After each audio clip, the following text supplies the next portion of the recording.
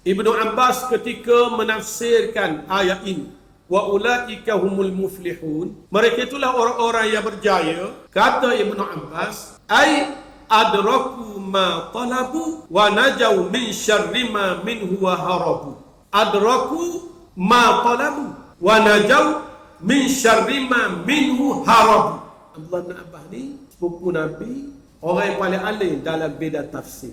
Kerana berkat doa Nabi pada dia waktu kecil lagi, Nabi doa, Allahumma faqihhu fid din wa 'allimhu ta'wil.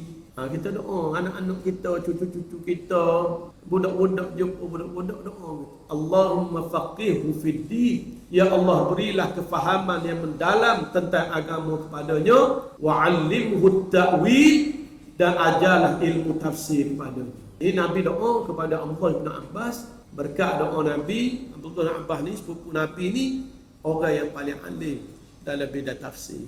Dia tafsir ayat wa ulaika humul muflihun, mereka itulah orang-orang yang berjaya, ai adraku ma talab. Maksudnya mereka itu orang yang mendapat apa yang mereka mahu. Maksud orang yang berjaya, dia kata Ibnu Abbas, orang yang beroleh syurga jauh daripada neraka. Faman zuhziya 'anil nar wa udkhilal jannata faqad faz. Siapa yang dijauhkan daripada neraka, dimasukkan ke dalam syurga, maka berjayalah ia. Itu makna orang berjaya.